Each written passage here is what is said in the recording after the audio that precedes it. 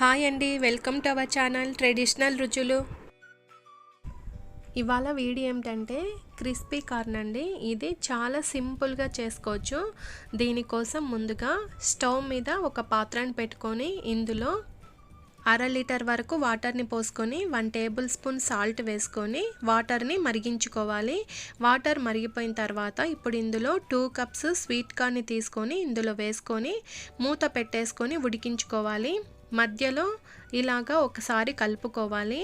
ఇక్కడ చూడండి, ఈ విధంగా ఉడికిపోయిన తర్వాత ఇప్పుడు వీటిని పక్కన తీసి పెట్టుకోవాలి.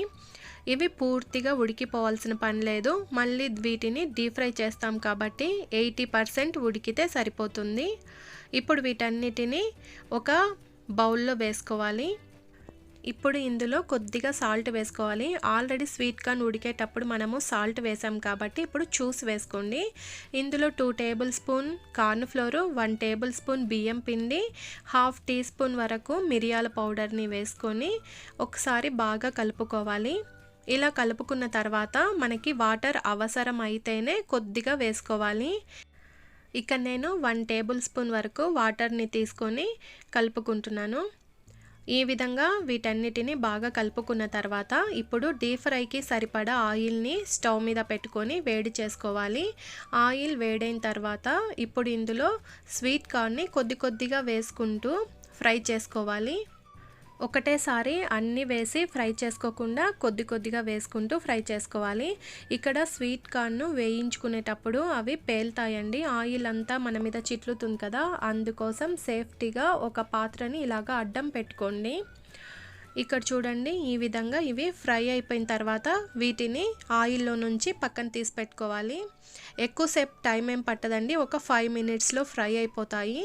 ఇప్పుడు మరొక కడాయి తీసుకొని ఇందులో 1 టీ స్పూన్ ఆయిల్ వేసుకొని ఇందులో సన్నగా చాప్ చేసి పెట్టుకున్న మీడియం సైజు ఆనియన్, ఒక 2-3 పచ్చిమిర్చి, కొద్దిగా క్యాప్సికమ్ తీసుకొని హై ఫ్లేమ్ మీద ఇలాగా కలుపుకోవాలి.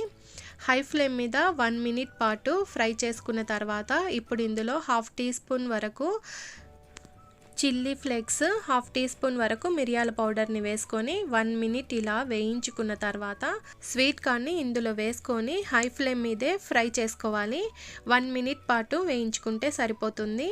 ఇప్పుడు 1 మినిట్ తర్వాత ఇప్పుడు స్టవ్ ఆఫ్ చేసేసుకొని వీటిని వేడివేడిగా సర్వ్ చేసుకోవచ్చండి. మీకు ఇష్టమైతే పైన కొద్దిగా నిమ్మకాయ, ఇలాగా కొన్ని ఆనియన్స్ వేసుకోవచ్చు.